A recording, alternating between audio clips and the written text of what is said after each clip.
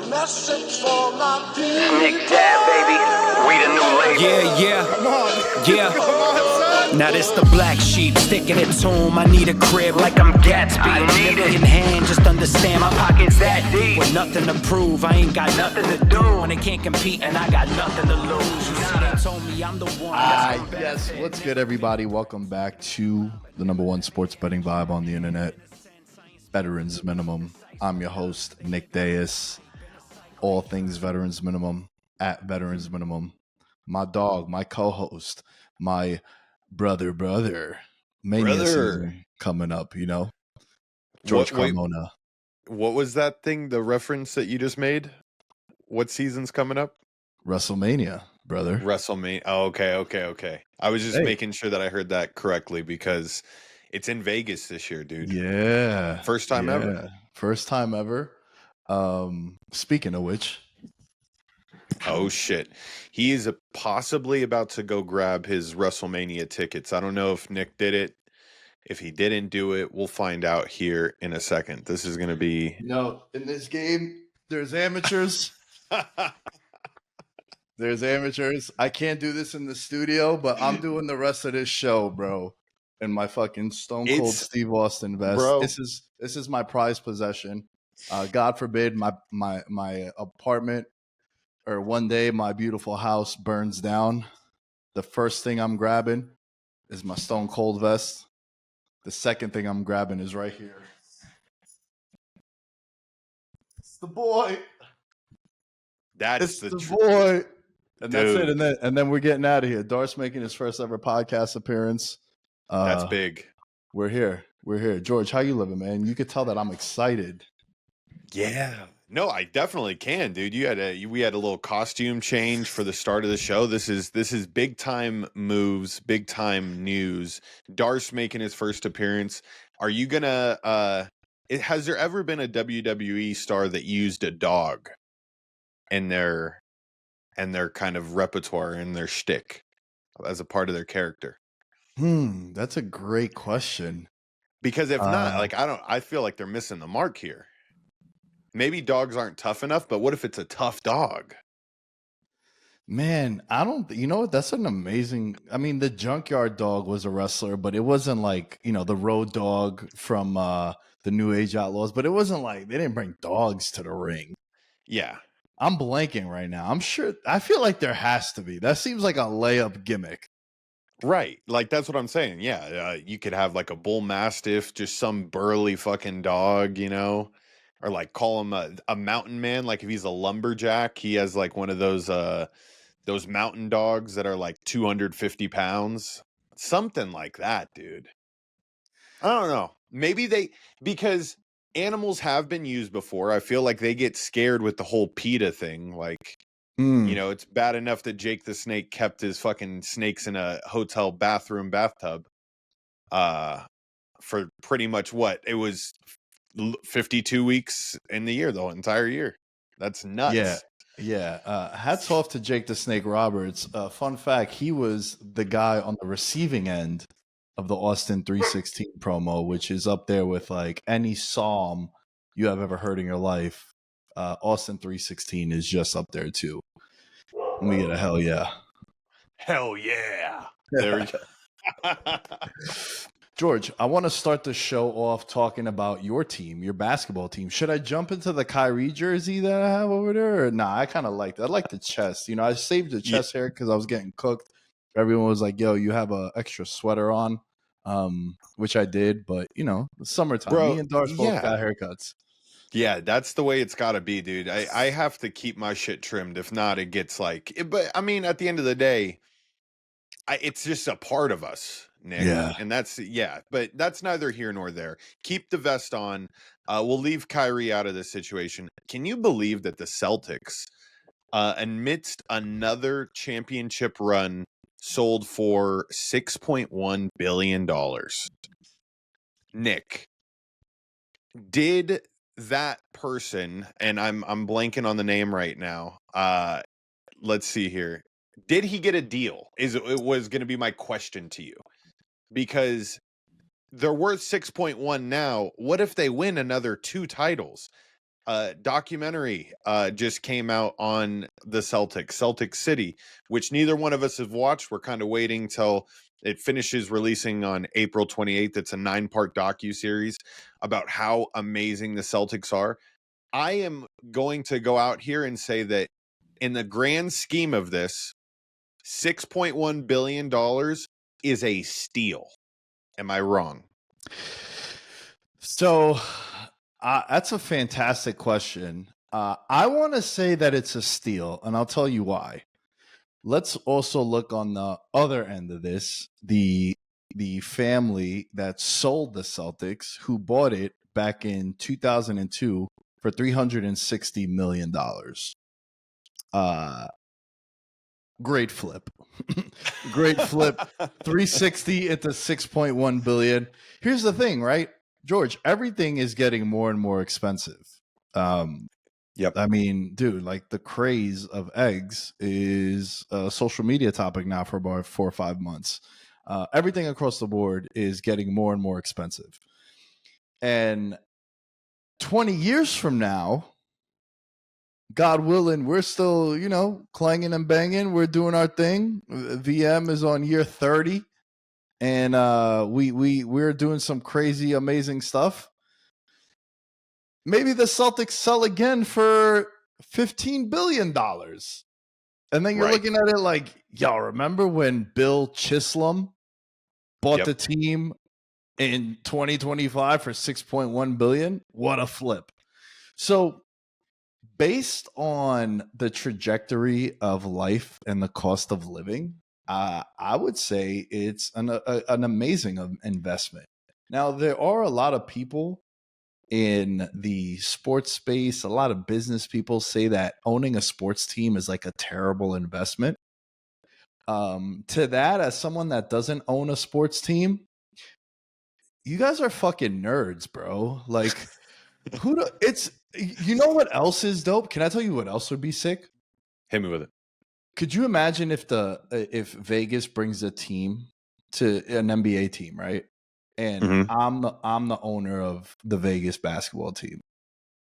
Everywhere I go, bro, everyone's gonna be like, "Yo, that's the owner of the fucking Vegas Spades or whatever the fuck they're gonna be called."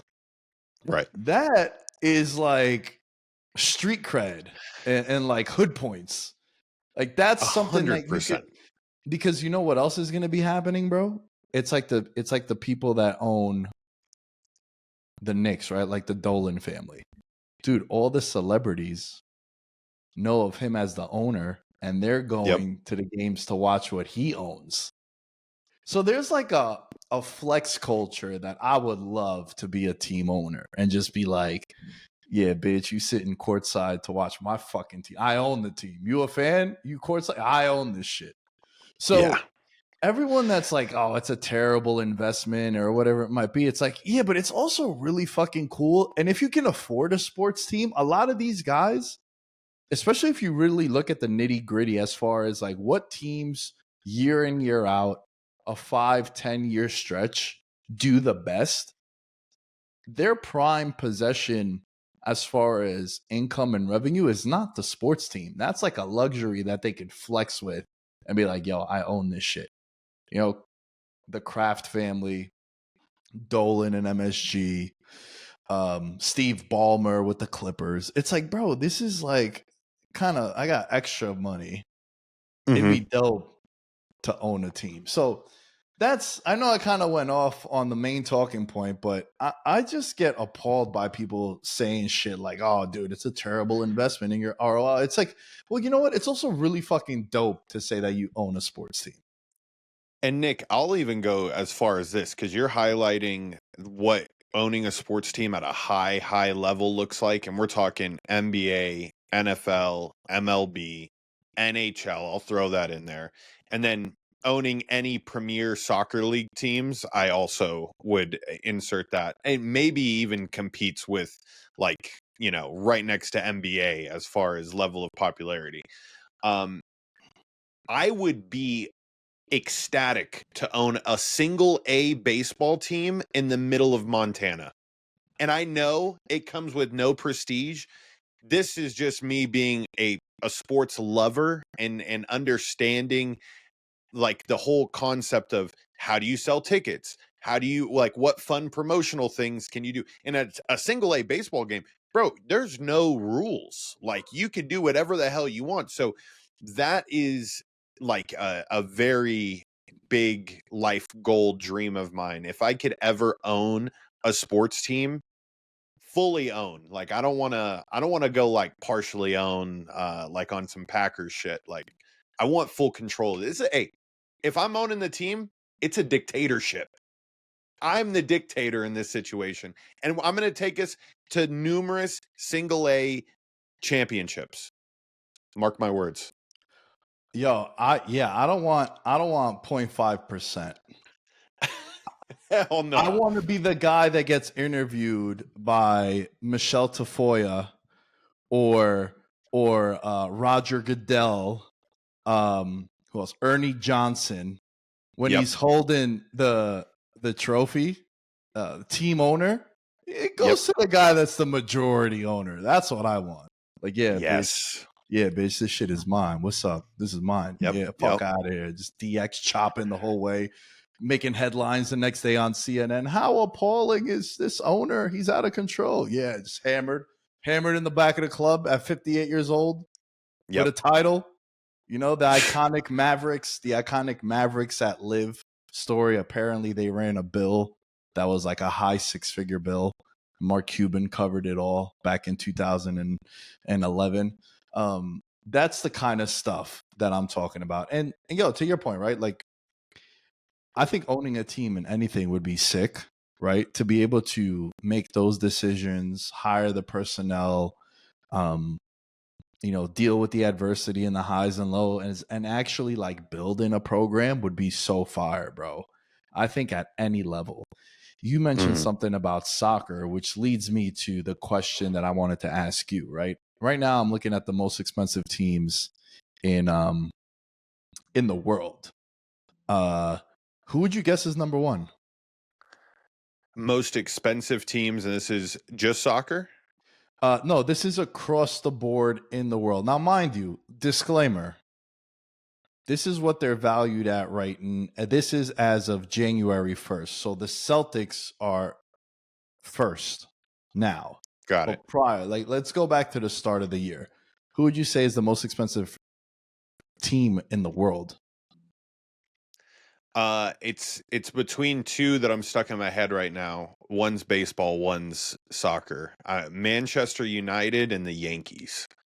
Those are the two that came first to mind. Okay, so you're only right that it's an American team. Okay. But it's neither of them. So number one is the Dallas Cowboys. Got it. Valued at $10.1 million. Number two, full circle, baby. Full circle, because I've said that some athletes are underpaid and some of these athletes are making $200, $300, $400 million in their contract with their team. The Golden State Warriors are number two. Number three are the LA Rams. Now, mind you, this is also factoring the location, new stadiums, obviously team success, aura, all that stuff also. Merch. Rounding out the top five, at number four are the Yankees, then the Knicks, then the Patriots, and then the New York Football Giants, followed by the Lakers, Jets, and 49ers. You don't get a soccer team, George, until Real Madrid and then Manchester United that you mentioned as far as the most expensive teams in the world. And now, obviously, you have the Boston Celtics as well. Let me ask you this. If you can own a professional team in any sport, which one would it be? I would like to own a basketball team. I think it's been laid out, whether it was like winning time, somewhat brainwashing me into like how dope of a fucking spot it is to be, and what Jerry Buss did. Like, I know that the Celtics' success is due to the people that were put in place, the Danny Ainges. So I would like to have my hands in that pot. And I think basketball, at least for me, it's a little easier to manage in my head. The roster sizes are smaller. You only have the G League, like the pool of elite talent. Sure, like if we're mentioning overseas and everything, it grows. But compare it to baseball, compare it to football, compare it to soccer, like literally every other sport, there is tenfold the amount of players. So I just think ease of mind, and I think although NBA is not the most popular sport in America, it is from the months of May to June. It is extremely poppin'. And I would love to own that moment, because I feel like owning the summer season, it's like the best time to win it. Like, oh, I feel bad for Super Bowl winners. You're in like the shit days, end of the winter, and nobody can really, like, I don't know, go out and enjoy that championship the way they would if it was like a summertime championship. Regardless, there's a whole bunch of hoopla and reasons why I would like to be an NBA owner. What about you? So, believe it or not, for as much as I love football, bro, they would not be my first or second choice. Wow. I would go, because for me, the way I think of it, it's very similar to how I feel about the question that we asked a couple of months ago. I believe it was a People's Podcast question, or it was definitely a question from a fan of, if you could be a professional athlete in any sport, which one would you pick? Immediately, my mind goes international. I'm thinking Spain knows me, Japan knows me, fucking Morocco knows me, Egypt knows me, right? South America, you know me with South America. I want the Colombians to know me. Yep. I would like to be an owner of a top tier professional soccer team, because it's the international flavor, right? Like, even the Americans who are casuals, they know the Cristiano Ronaldos and the Messis and the Mbappe's of the world, right? Like, you know those names, even though you don't follow the sport. They've sort of leveled the playing field of the sport and the name brand, right? Like, I always say, Conor McGregor has outgrown the UFC, because Conor is, you say Conor, you think McGregor, right? You say Tyson, you think Mike Tyson. You think LeBron, when you say LeBron, it's LeBron James, right? Like, it's one of those things where they've outgrown the sport. So for me, I'm thinking international, right? Like, I could go to Japan and they're like, holy shit, this is the owner of Manchester City. Holy shit, this is the owner of the LA Lakers. So for me, it is a coin flip 50-50 between soccer and basketball owning a team, in my opinion.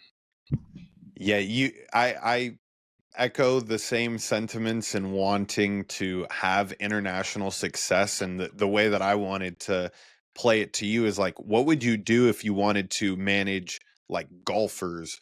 Like, is there some sort of, you'd have to be an agent in that sense to own like individual players, but like that would be super cool for me, because then you start getting into the golf club elite status, rich people from across the globe. That would be cool. But maybe you can help me out with this one with the UFC. Like, would you ever, like, would being a management company in the UFC interest you in that sense?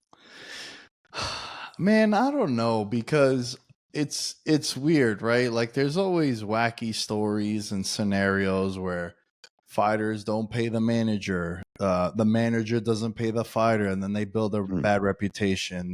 The fight purse, they only receive 25% of it before they step into the cage if they're boxers.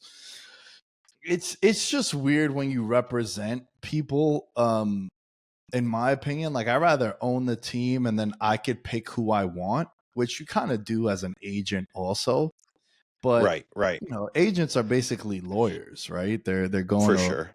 and it's, I don't know, lawyers are not always the best people to interact with. I feel like the more you interact with lawyers, that means you're just not doing well or you need assistance. Like, obviously, if you have friends, right? Like, My buddy Zach Yeah. was a lawyer. My buddy Eric is a lawyer. Like, that's different. But I'm talking about, like, George, if I was always telling you, like, yo, I just left my lawyer, and you're like, for what? Did we get a contract that we have to look over? Nah, I got to go there. I got something pending. You're like, uh-oh.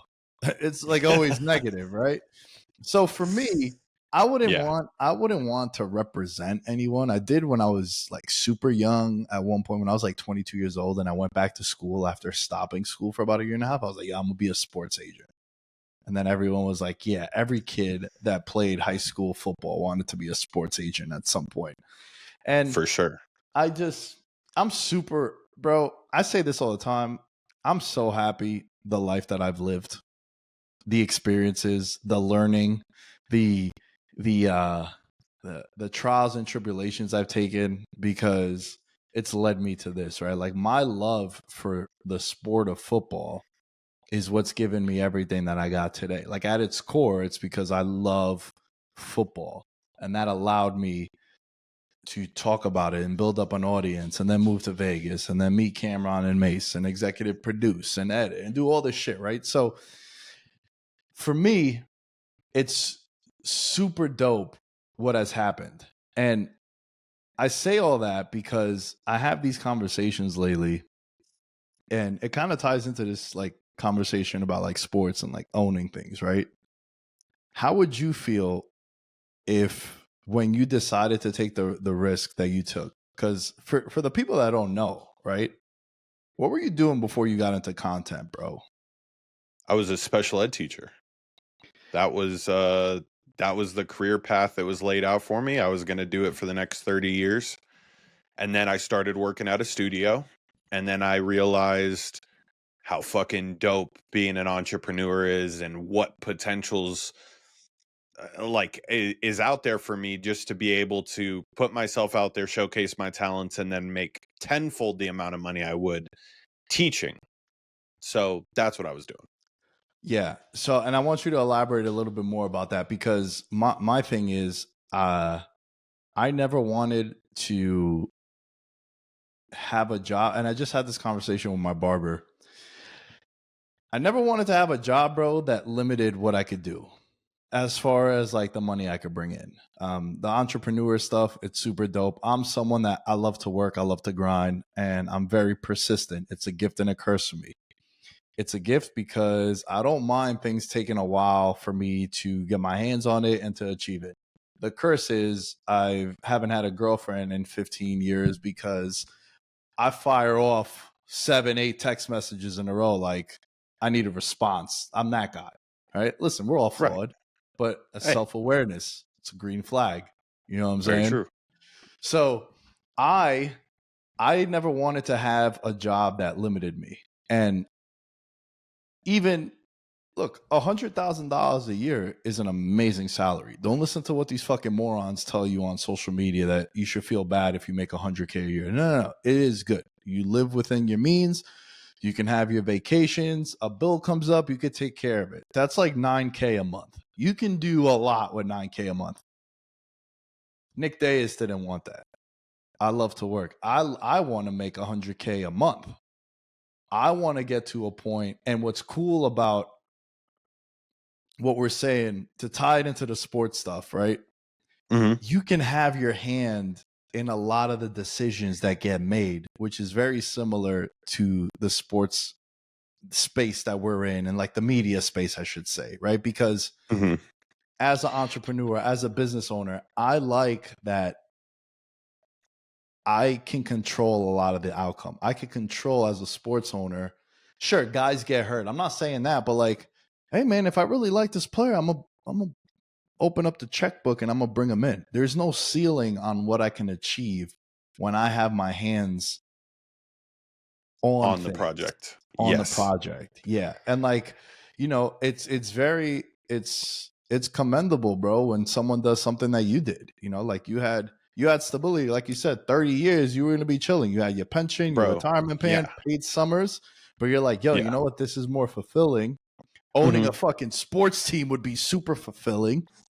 And there's a beauty behind that madness, is what I'm saying.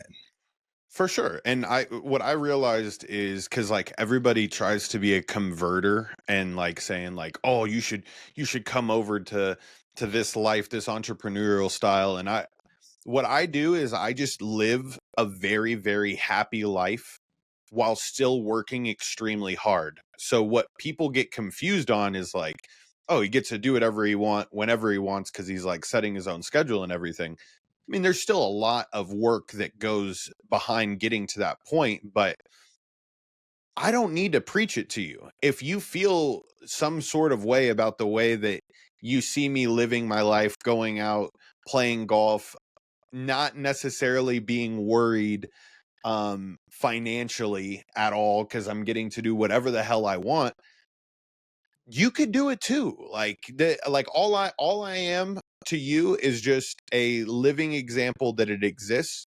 There's millions of other people that are also living examples, and hopefully it clicks with you one day that even if you do have a stable job, which I did, I was working both. The day ended and I went straight to the studio and I was doing both, which I highly recommend if you can do both.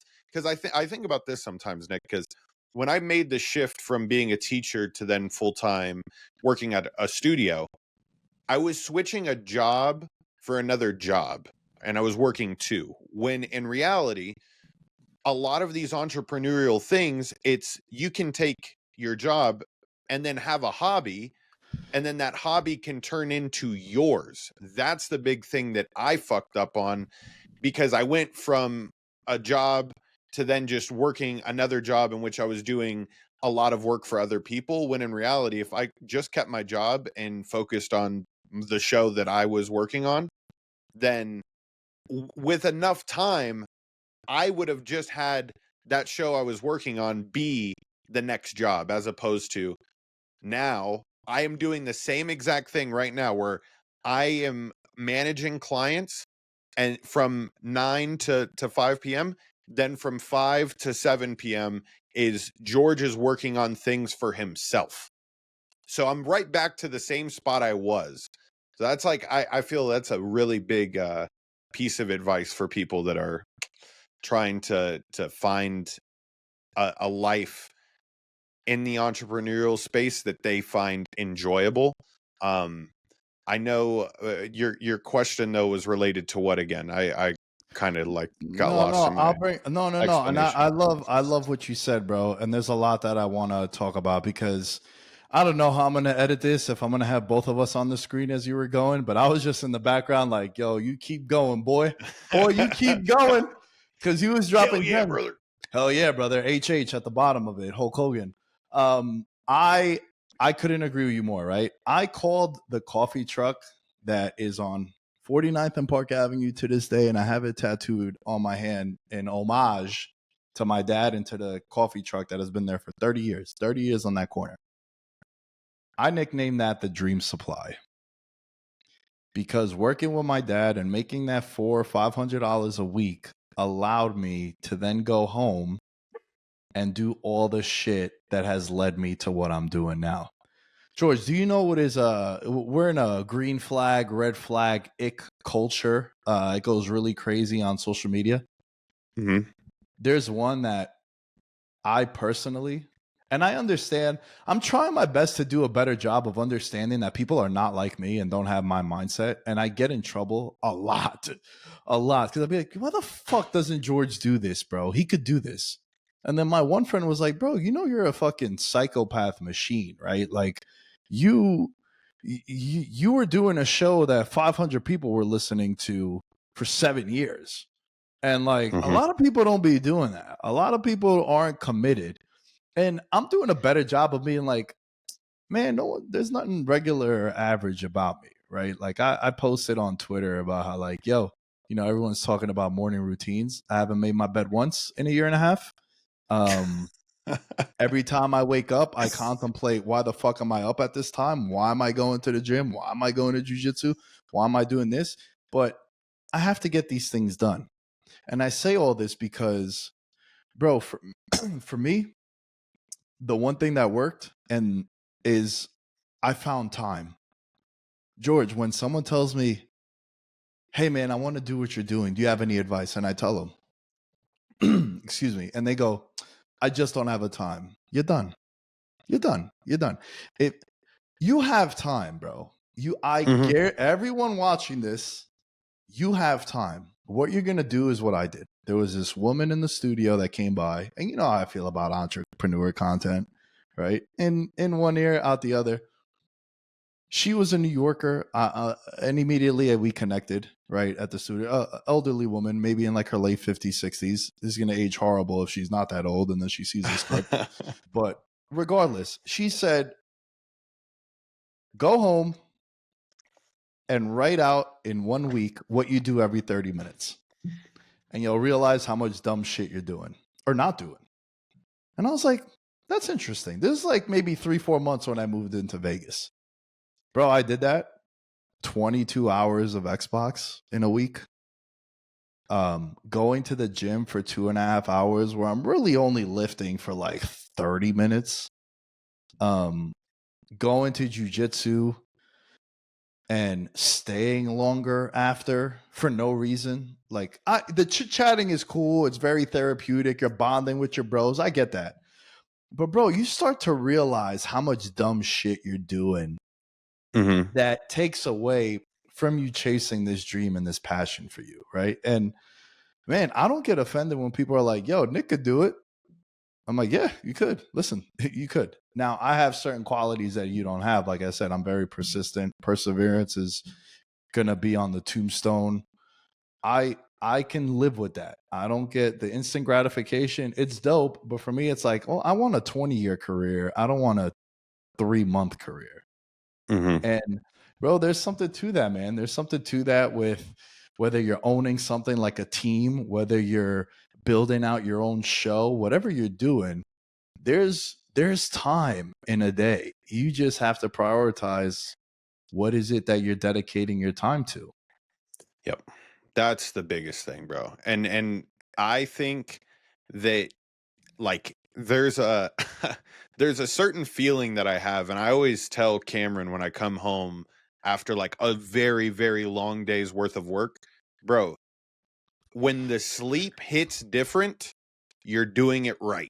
Yeah. That's like when you get home and you're like, the bed's never felt better. I've never been more happier in my life because you know you put in a good day's worth of work. You're fucking exhausted beyond belief. You go to sleep and you feel accomplished.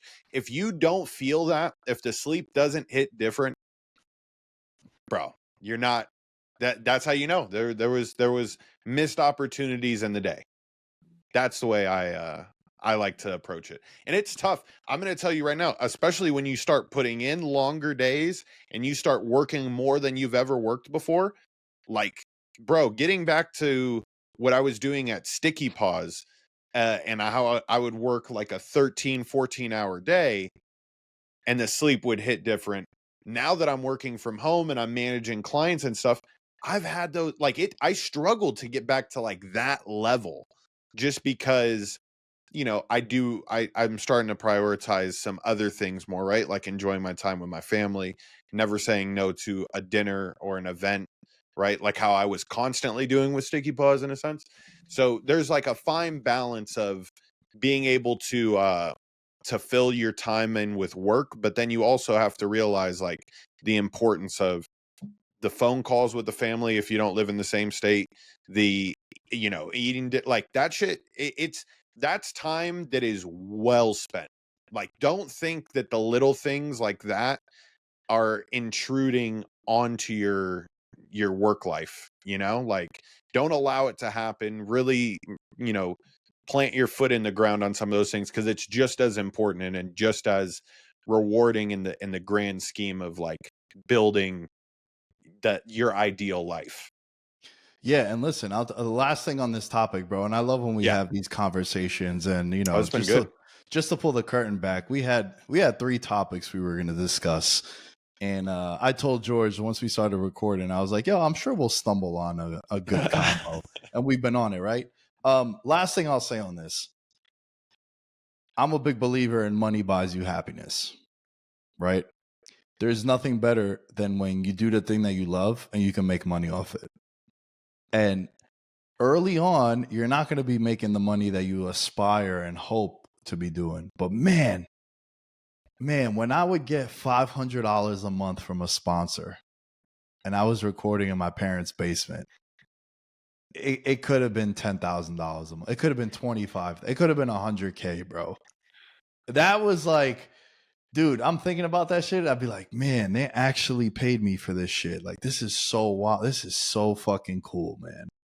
And like, because in the back of my mind, it's like, yo, this is what I love doing. And now there's monetary behind value. Yep. Exactly. So like, man, if anyone takes any advice from this, like really just lock in, weather the storm, because it's going to be trash. It's going to be trash. And like, yo, just like, my best quality is that I haven't given up or folded when I've wanted to. And that's real shit. That's real shit. And now we're chilling. We're doing a show. I'm in my boxers. I got my Stone Cold vest on. I got my boy on the other end. We're about to fire off these Patreon reads. Shout out to the Patreon. Patreon.com/veterans minimum. Mahul Patel, Thomas Robinson, Abel Rezin, Ben Kotzian, Christopher Velasquez, Derek Platees, Devin Rendon, Dylan Chadwick, Jerry Shapiro, Jordan Riley, Mike Stevens, Nick Crummich, and Nicholas Messina. Thomas Robinson, man, he got the most points left available for the March Madness bracket. Shout out to everyone that participated. George and myself, unless the Arkansas boys can bring it home. We're just gonna be, here we go. The shirt's ready for tomorrow. This shit, it might actually go on tonight, bro. Oh my God. 20 bones on the line, bro. Best 100. This $140 rush that I have, because did I tell you I doubled down after the weekend ended? I got them at 80-1. I saw him I was like, how smart of a prediction was my 300-1? Bro, they're still at the very fucking bottom, 80-1. I'm like, all right, you guys are disrespecting them even more. I fucking love it.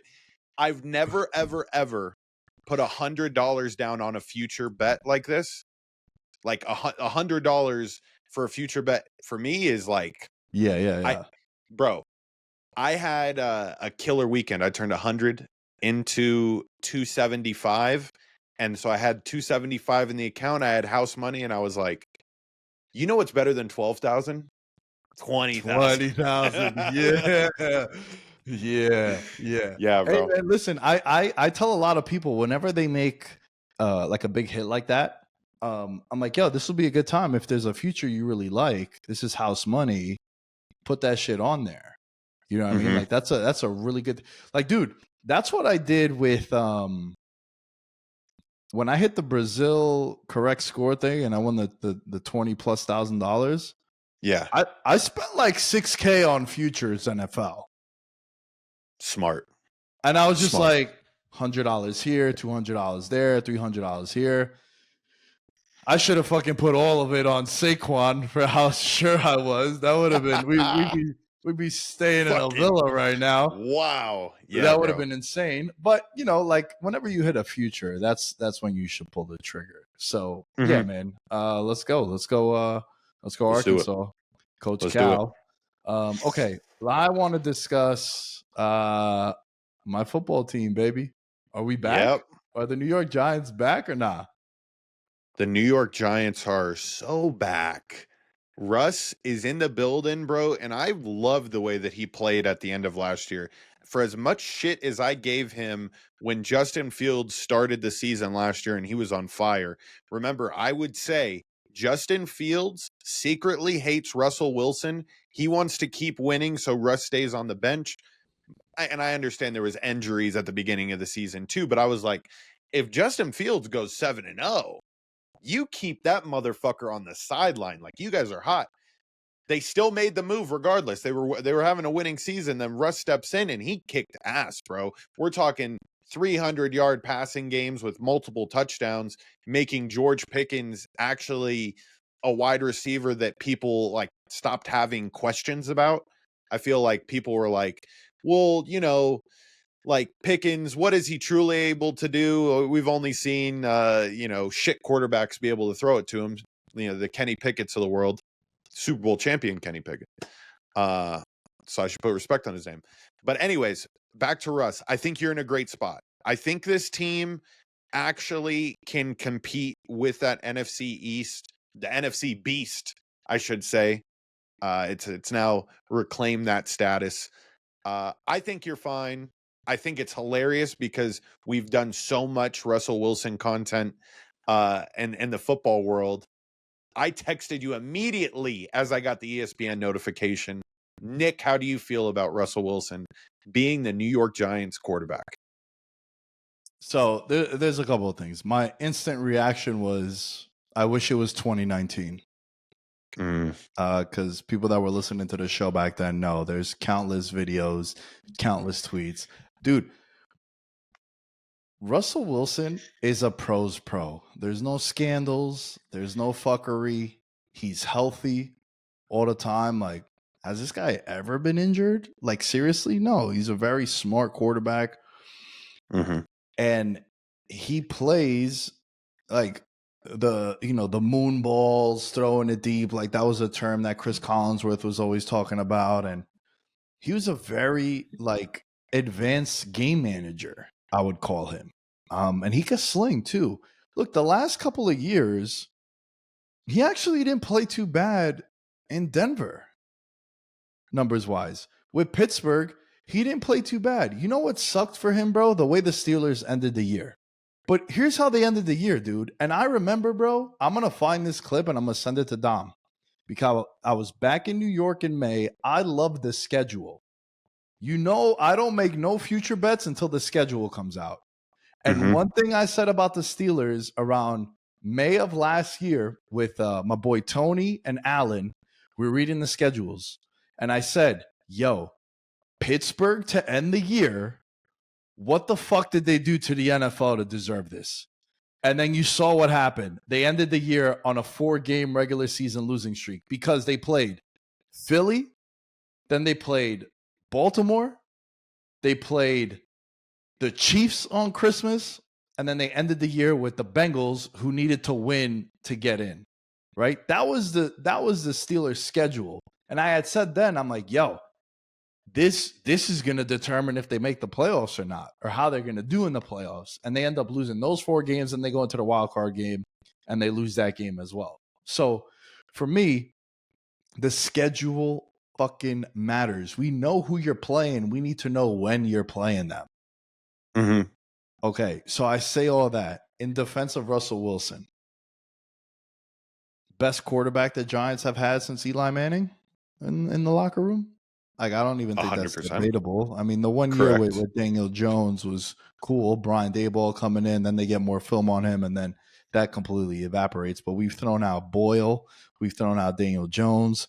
We've thrown out Tommy DeVito, who fucked the whole franchise up by winning those 3 games, and we lost Jaden Daniels, who's now in Washington.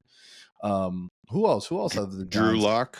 Drew Lock, who also fucked up a draft pick, right? We could have had the number 1 pick if he didn't come in there. Tyrod Taylor has been out there. Tim Boyle, like I mentioned.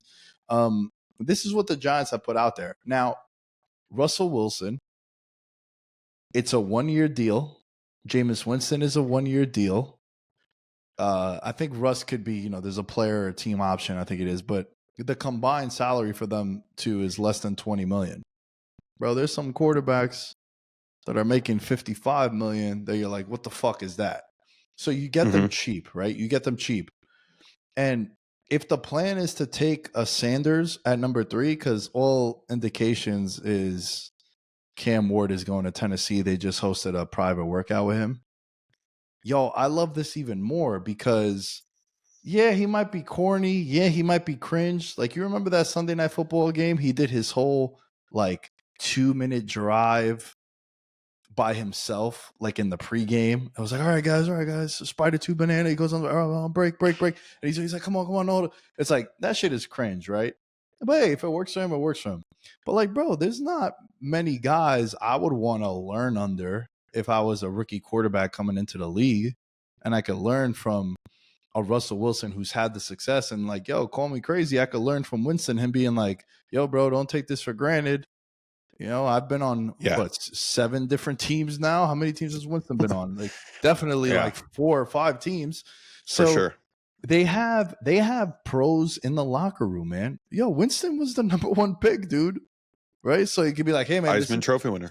Heisman Trophy winner. Hey, man, this is how you could deal with the adversity of being the top pick and not performing well. Yo, I've been there. I was there in Tampa. And like, all right, yo, this is how you could deal with success. And then Russ has been, you know, one of the most successful quarterbacks when he was in Seattle. Like the best quarterback they've ever had, without a doubt. And then he's won a Super Bowl, should have won another Super Bowl. Like, that's a professional locker room, bro. And I like that for what the Giants are doing as far as, yeah, man, you're probably not going to win more than 7 games. But, all right, we have a stopgap. If we draft a young quarterback, I like it even more. So I'll feel better about this move in about, what, a month? Draft is in a month, give or take? Yeah. 32 days, 33 days, whatever. It's in a month. Then we could revisit this, and you could be like, yo, Nick, how do you feel about Russell Wilson and Jameis Winston? Then I'll give you a proper response. But for now, immediate reaction, man. I do wish it was 2019. But also, you get an adult in the locker room. I think that's the real thing. And it's cheap, bro. It's not like it's not the Stefon Diggs contract. Right. That, I mean, talk about a fucking perfect segue, professional segue. How you feel about that shit? I would love to go back and see what Randy Moss's contract was, because I think it could be relatively the same, just based on the way the price was back then. Put that into perspective. I got it right now for you. 3 years, $27 million when he signed with New England. $12 million signing bonus. Wow. Just put it into perspective, people. And I know this was on the second part of his career. I mean, he was still dominant. It doesn't fucking matter. Like they were literally unstoppable. Does Stefon Diggs warrant that in today's market? Like, what the fuck are the Patriots thinking? Like, there is clearly, and maybe maybe I'm just wrong. Like, what did Vrabel say to warrant this price? Because I do think that everything that is running through that office right now has his final stamp of approval. Is this something that we're not seeing, a past relationship, or even a Drake May connection that I'm unaware of? It makes absolutely no sense. I was baffled.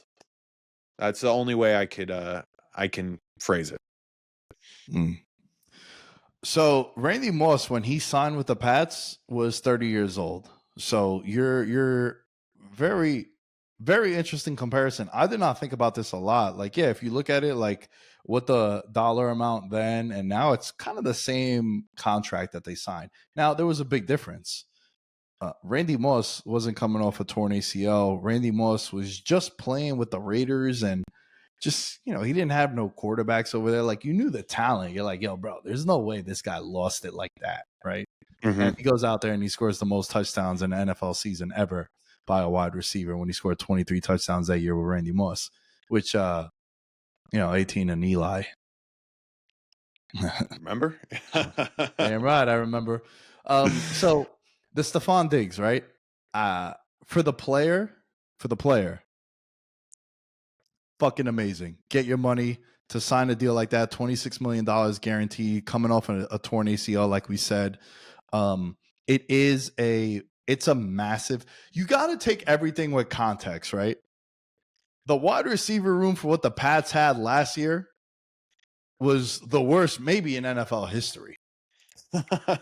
I mean, bro, they said that they had less than 2,000 combined receiving yards, the wide receivers in like as a whole. I think it's like 1,100 yards that they had, or 17. It's a low amount, right? And very slow. I mean, they've been a team that has always done very poor, going back to Belichick, at drafting and developing wide receivers. They've actually had success doing this. Yo, Wes Welker. Yo, Amendola. Yo, Chris Hogan. obviously Randy Moss, Dante Stallworth come in for a year or two. Like that's where they've had success, where they get the ready talent. Antonio Brown for the 1 or 2 games he played over there. Like their problem is N'Keal Harry's of the world. That's where they can't develop the wide receiver. So if they bring in a known commodity with Stefon Diggs, I'm cool with that. It is an upgrade. Though I don't like it and I think it's a crazy contract, it's definitely an upgrade. So a lot of things could be true here. It's going to help Drake May. He's going to have a stable weapon as far as, prior to this injury, man, he's been pretty available. Like this guy doesn't miss a lot of time. Now his production went down. I was talking when he signed with Houston, I was like, I think it's a great move for both, right? CJ Stroud, a young quarterback, gets an experienced weapon. Josh Allen goes out there and wins the MVP. So talk about the villain arc for Diggs going back to Buffalo twice now. They're going to be playing in division. This guy didn't have 100 yards receiving for about like 14 straight games to end out his career with Buffalo. But for me, he's a very, very consistent wide receiver. Like he had 4 straight years of over 100 catches and 1,100 yards. 8 or more touchdowns in those years, with Buffalo, and then that one last year with Minnesota. But I think it's definitely an upgrade for Drake May. But I also think what happens a lot of times, bro, I saw this happen with the New York Knicks. I've seen this happen with friends and relationships. Catch what I'm saying before I go. Sometimes you just settle with what's there. The Knicks wanted LeBron and Bosh and Wade, and then they get Amari Stoudemire. I like Amari. He was the first one to actually want to come to New York. Those first 50 games, dude was an MVP candidate. But when you're given the expectation of LeBron, now this is 2010 LeBron, all right? This is fucking the apex predator. And you're told the Wades of the world, you're told about Bosh, and you settle with Amari, you're like, oh, okay. It's like sometimes, like I have one friend, I won't mention no names. He recently, he's getting, he's engaged now, so it's not a secret. But it's like he just felt like he needed to be with someone, and he kind of settled. Like I'm not the biggest fan of his lady. she don't treat him the best, right? A lot of red flags. But this is what he wanted, so he settled. Yeah. And that's what I think happens with New England. Like they were sold on, T. Higgins. Maybe we make a trade for a DK Metcalf. Maybe we bring in a Debo. And you end up with Stefon Diggs coming off a torn ACL, which, by the way, he got hurt in week 8 or 9. Yeah, so like it was later. He gonna be ready right away to play week 1. The player, salute, bro. You got a crazy payday where it was looking pretty quiet. Like we said a couple episodes ago, like, we said it on Monday, like free agency's done. Yeah. And then to get, like, no one gets these kind of contracts this late.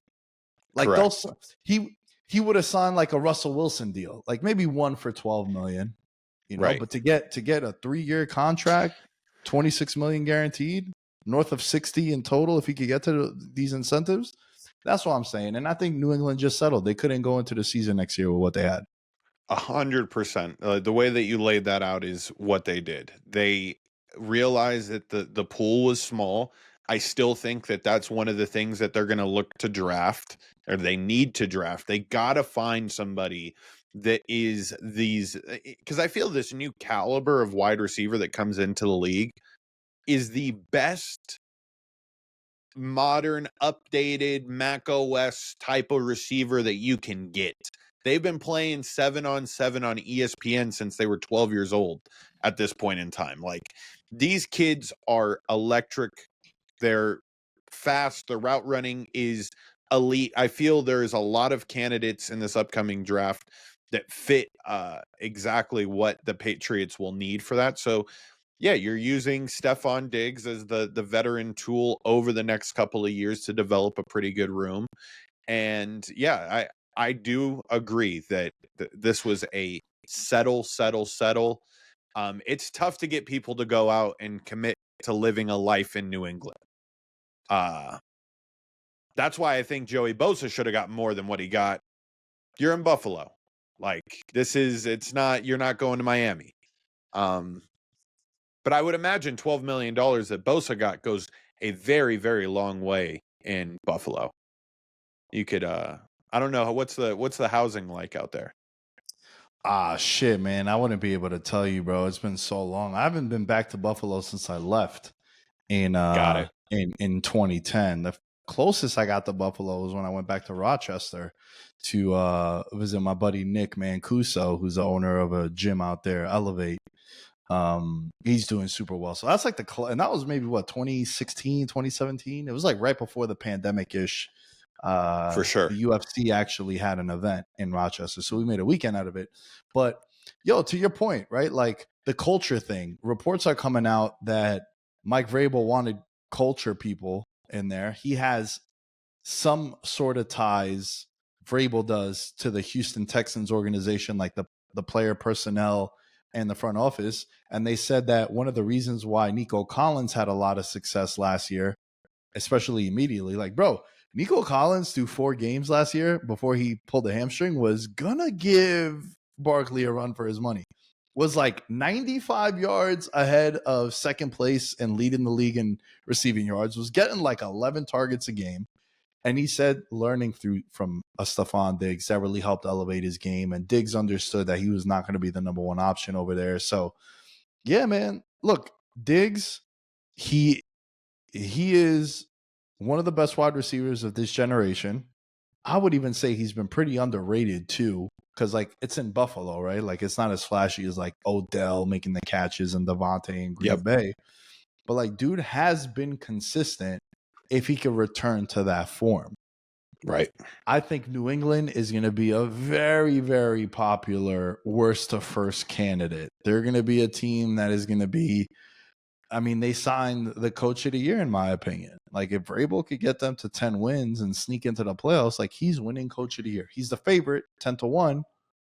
But there's, the second year quarterback jump for a Drake May. So I'm shocked at the dollar amount. The more I was thinking about it, I think from a culture perspective, it could be a very, very good move. And also, lastly, like we were saying before, it was just nothing left, man. They had to. Yeah. Yeah. No, I agree with you. It's going to be interesting to see if there's any big moves that we've missed. We can't say free agency's over anymore, Nick, because the NFL is going to surprise us. Yeah, I mean, right now, per Sharp Analysis, shout out to Warren Sharp, friend of the program. I love when I can say that, George, like these big name people in the space that have been on the show. Aaron Rodgers, best available quarterback. Running back, J.K. Dobbins. Amari Cooper, best available wide receiver. Joe Noteboom, best available offensive tackle.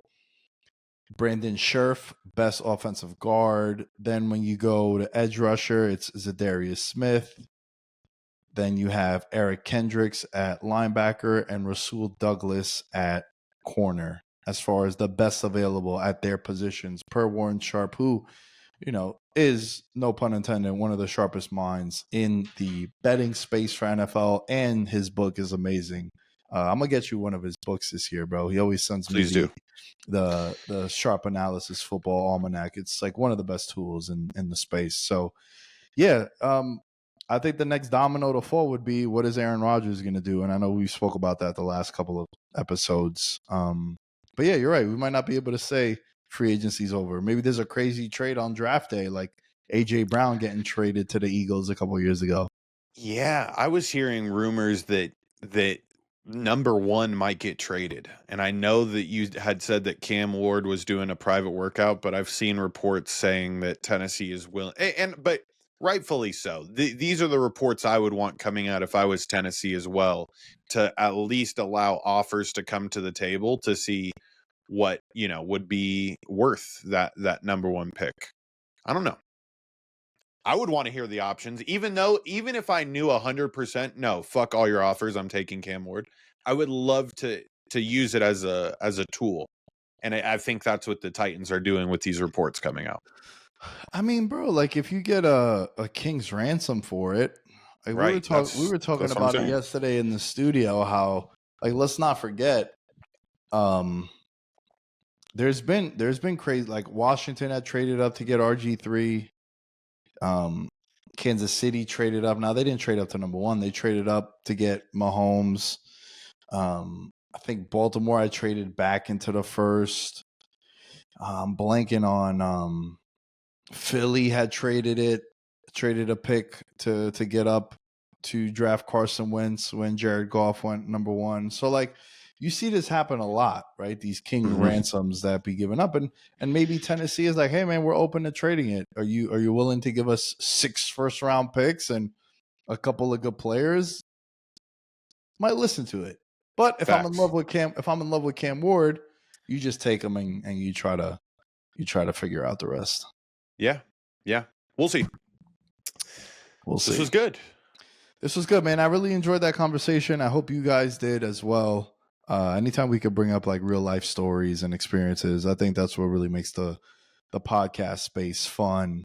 And there's some of my favorite conversations. Like I said, I told George, 30, 40 minutes. We're about an hour now. And that was a For the really people.